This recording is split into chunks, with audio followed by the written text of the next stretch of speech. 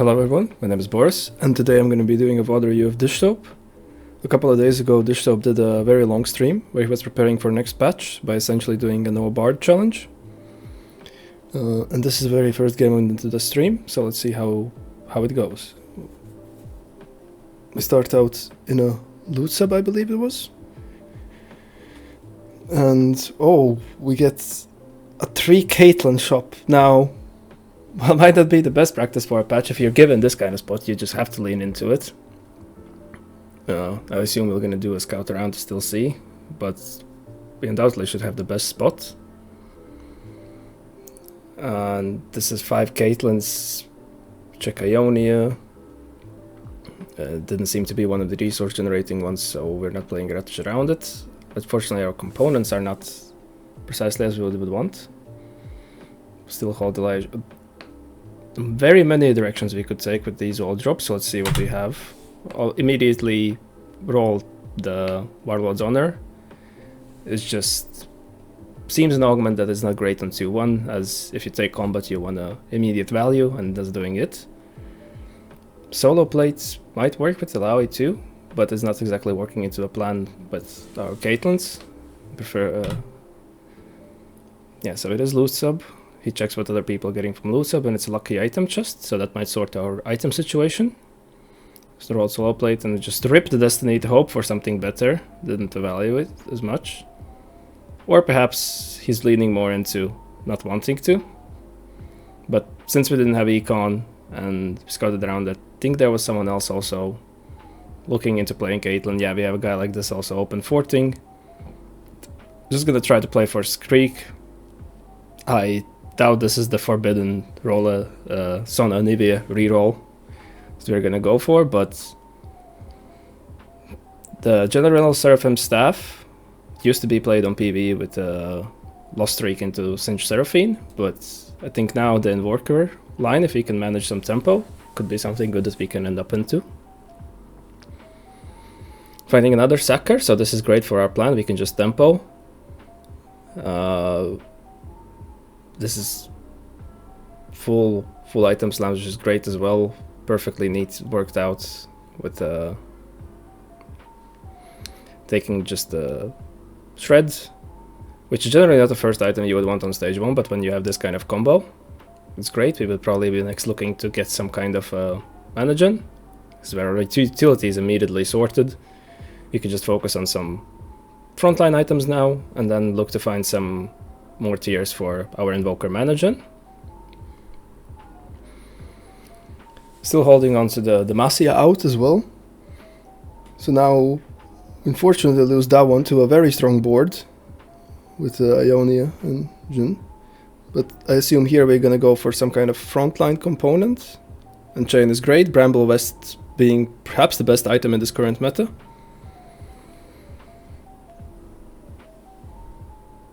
I'm gonna keep up the tempo, find the Invoker as well. Fortunate, I think that was the 1 gold we took. Well, no, we took a Cho'Gath from the carousel, right? So, find a Nivea, get to some Managen on the Sona. Unfortunately, no upgrades, but we find another Sacker. Seems to be a very open lobby. The Dishsoap playing into, well, it's just Telltale Sign going into Diana. With the full open, just maxing those resources the comp strives from having. And yeah, just with this lobby being so weak, we've able to fortunately have our streak snap, but managed to still put together 3 wins. And another Sacker, so 4 wins. Quite uncharacteristic, with fully unupgraded board, Sona 1 carry. Still 3 items Sona, but no frontline to support it. Well, the frontline is there, it's just no items, full 1 stars. And a little bit of Demacia help.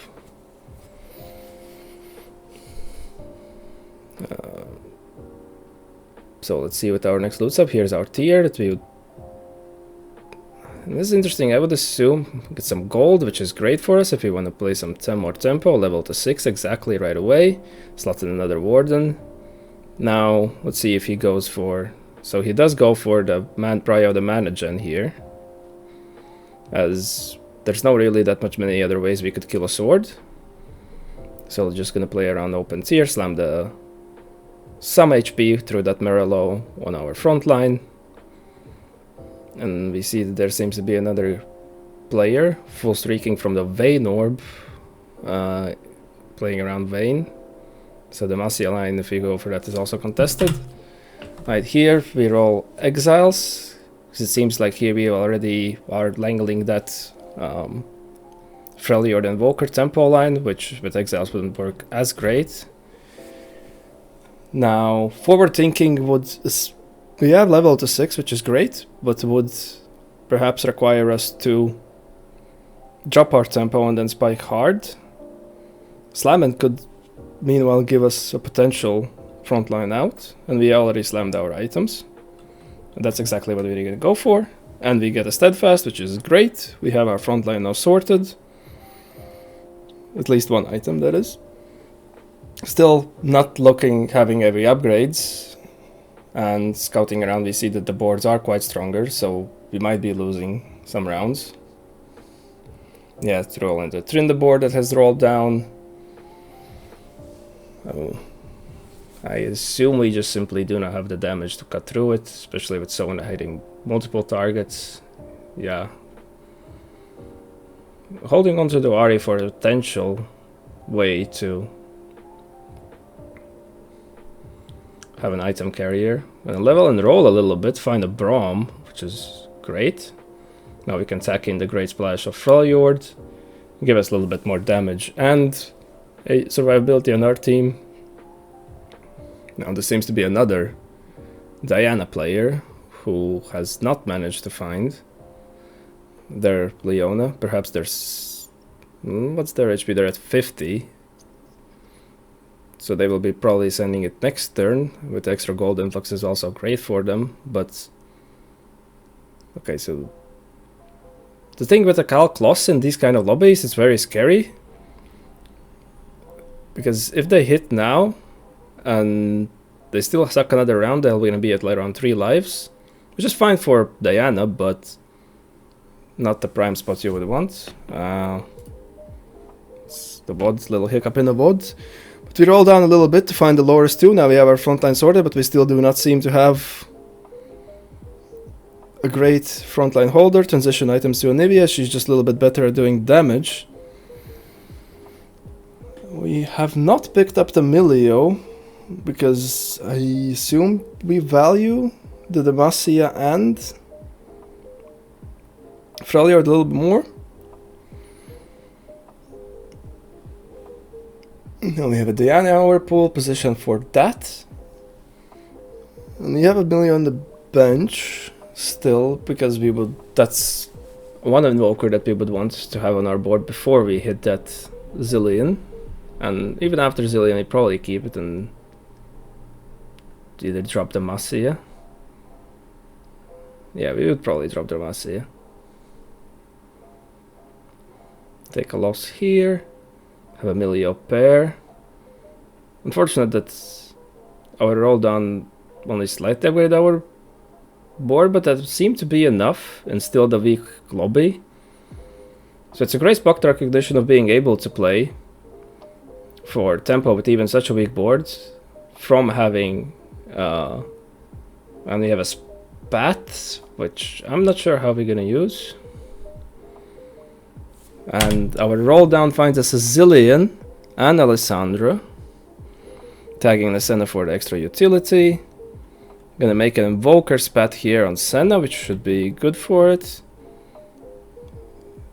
And yeah, we have a JG. We would want to somehow complement our front line, but seems to be fine for now. Soul Awakening, man's fast.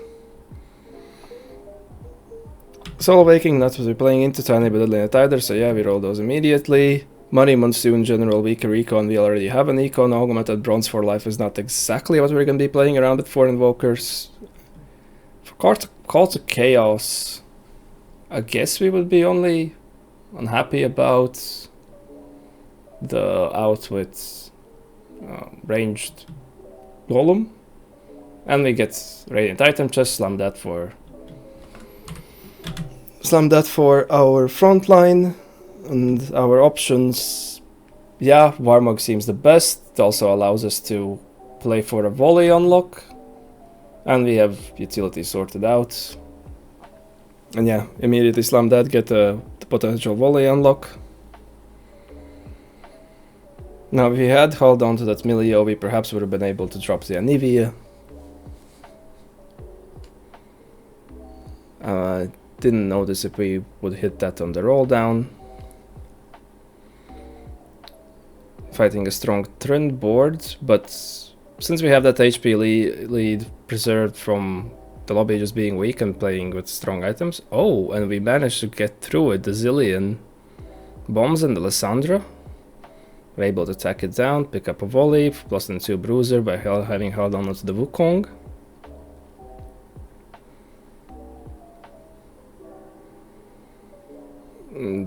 Now we would just try to preserve as much HP as we can. Have the Zillion scaling get us up. Fight the board with Taric and Yunara too. But it seems that, yeah, just from the Radiant Warmogs and the extra bruiser buff, we have enough frontline to sustain and being able for the Zillion bombs to go off. And we have unlocked Kobuko as well, so I assume we would look to drop a Nivea now. And perhaps the Wukong. We have a flex slot, yeah, we drop the Wukong, send it immediately to 9, roll down, we find Braum 2, pair, attacking in for extra frontline the Piltover. And we have an Ornn as well. Have the HP lead.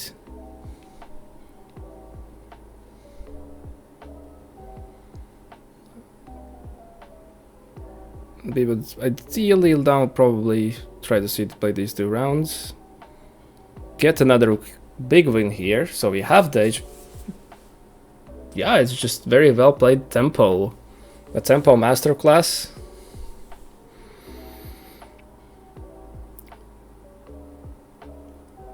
And we set the Zillion 2, so now we have some proper damage. And it could perhaps even take us to level 10. Great positioning to not have the corner on Diana. But do we have enough single target to burst through it? It seems that we do. I'm not sure if that was the Zillion bomb expiring, but we are being stuck on the Braum, because Braum can block Diana's ult, and she would just not end up dashing and being stuck on the Braum, which is a very good thing if you can manage to position yourself in a way that the Diana gets stuck on the Braum. And the loot sub gives us another Braum too. I'm not sure if we're gonna play for it. For our items, we would ideally want to complete 1 frontline item, but we have this sword and glove that we would want to kill as well. I would assume we go for TG, and yeah, TG there. We're gonna go for Gunblade and Adaptive. Yeah, that's great for us. And we're gonna have an Ornn artifact in a round or 2. T-Hex 2151 with also a very strong eco now coming in the Soul of Waking. So expected to lose that. And this player is going to be quite scary if they manage to get their top cap, drop down to fully 4 built with upgraded 5 costs. Having the Zerin for a little bit of extra frontline, as our only real frontline unit at the moment is the Braum, but well, with Loris and Kobuko are doing some things, but we really want to have that extra frontline for the Zillion to be able to do work, especially with lacking Lysandra 2. We unlock Nasus. And here's our Ornn artifact. Not the greatest one, but can just tag that on the Ornn, or perhaps if we find some more volley items. Passing up on Ornn 2 as we have gotten its value, and Dunas, it's not the greatest of the tanks. And yeah, we're just gonna slam the artifact on Nasus from having found Nasus 2.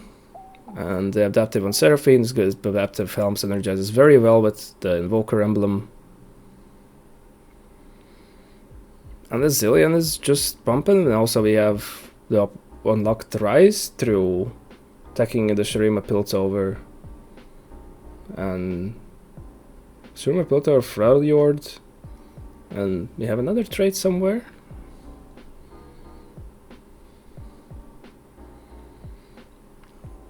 But yeah, now that we could transition the Invoker emblem to Rise. Get the adaptive on there. I would assume, yeah, Seraphim Staff there, some more utility on the rest of our Invokers. We lock the shop for our Rise pair. Shouldn't be too hard to find now. We won the fight here, so we should be quite in good spot to also cap out on around Rise 2. And this is the way this board can actually capitalize on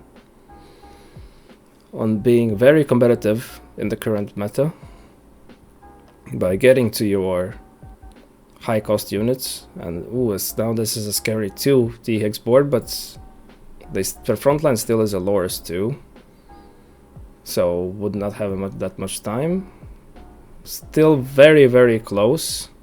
So if they get their frontline upgrades, we might be a little scared. But on our end, we can still hit that Rise 2, which will be a great help, also chilling their Senna and the rest of their backline.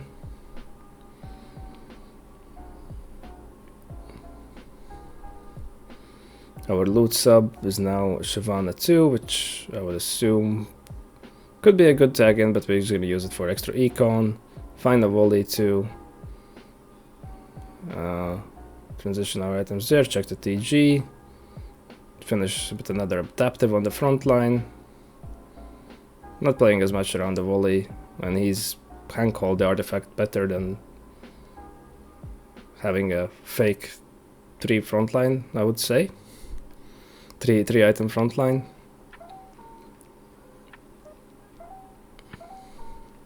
So we have a Diana player left and a T-Hex player left in our pool.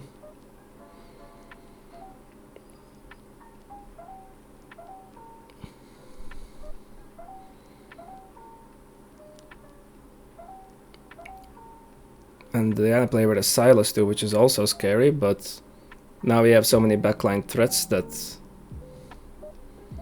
we still lose out. The Diana player is so strong that perhaps they could also take out the T-Hex. Is not the greatest matchup, and it would be a great help to us. Trying to position around the T-Hex. And they seem to be going down both sides, but the beams seem to miss our great carries, which is amazing for us and allows us to clean up the T-Hex player. And it's a double kill, it seems like. And yeah, a greatly piloted play from Dishsoap by recognizing that the lobby was weak, being able to play for that tempo, then the early Azir, Zilean allowing us to push the levels even further, and Azir being tacked in, sacrificing some of that HP from Nasus and getting more frontline in, and allowing us to unlock the Rise and cap around this tempo board. And thank you for watching, and I will be doing more of these in the near future as part of my study, and I hope that you also be able to learn something along the way.